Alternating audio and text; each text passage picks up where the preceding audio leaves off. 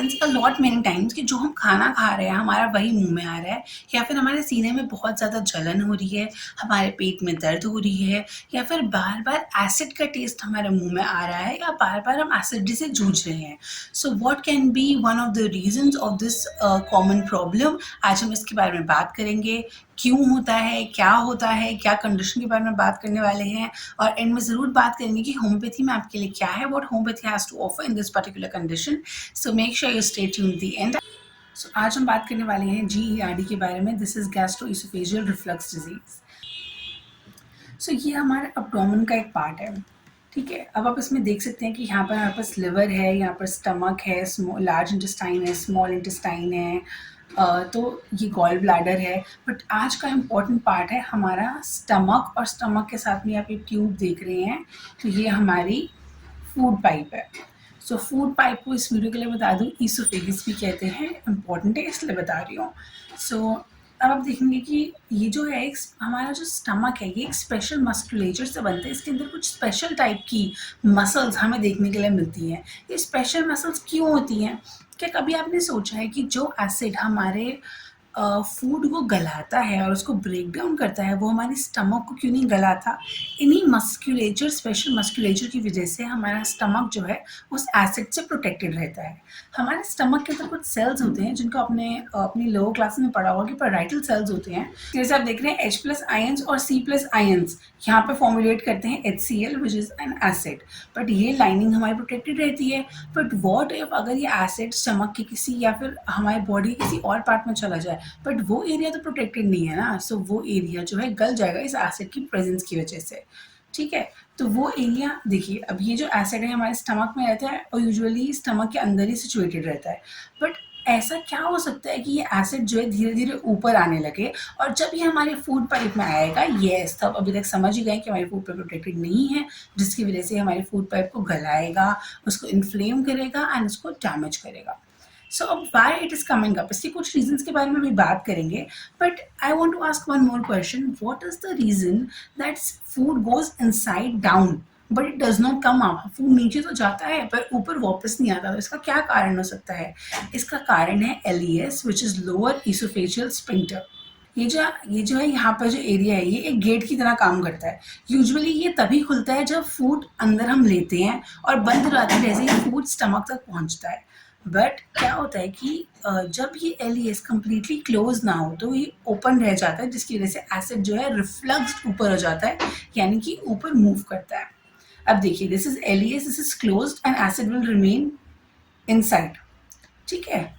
और देखिए अब यहाँ पे क्या होगा, LES जो है ओपन रह रहा है, किन कारणों की वजह से रह रहा है और इसके लिए क्या करना है भी बताऊंगी. बट अगर ये ओपन रहेगा तो आप देख रहे हैं कि ये जो हमारी ईसोफेगस है ये प्रोटेक्टेड नहीं होती, इसकी लाइनिंग डिफरेंट नहीं होती, जिसकी वजह से इसके अंदर सूजन आ जाती है, डैमेज हो जाती है, और आगे जाकर ये बैरेट्स ईसोफेगस बना सकता है, जिसके अंदर कुछ सेल्स के चेंजेस हो जाते हैं which can further lead to adenomas. So it can be one of the very serious complications of GERD. So it's better you get it managed properly, you take it seriously and do lifestyle modifications and medications for it.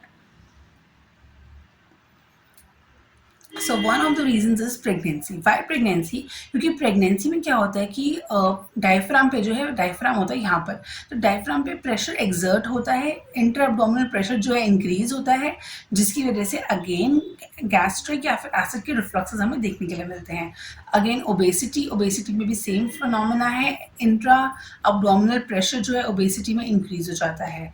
Another is tea, coffee and alcohol. Why I am taking tea, coffee and alcohol is because all these are gastric irritants, ठीक है. Coffee, T, ये सब क्या होते हैं, gastric irritants होते हैं. ये लोअर ईसोफेजियल स्फिंक्टर जो गेट होता है, जो बंद होना चाहिए एसिड को ईसोफेगस में जाने से रोकने के लिए, वो बंद नहीं होने देते या उसको रिलैक्स कर देते हैं, ठीक है. हाँ, another important reason can be hiatus hernia. Now what is hiatus hernia, ये हम किसी और वीडियो में बात करेंगे. But hiatus hernia is again very important. आप समझ लो कि कुछ एरिया जो है स्टमक का ऊपर आ जाता है डायफ्राम पे, मतलब एक ऐसी जगह में आ जाता है जहाँ पर उसको नहीं आना चाहिए, ठीक है. तो अगर आपको हाइएटस हर्निया जैसी कंडीशन है, आपने उसका नाम सुना है, then that can also be a causing factor for GERD. Now medications. हो सकता है कि आप ऐसी कुछ मेडिकेशंस ले रहे हो जिसकी वजह से GERD या फिर हार्ट बर्न हो रहा हो.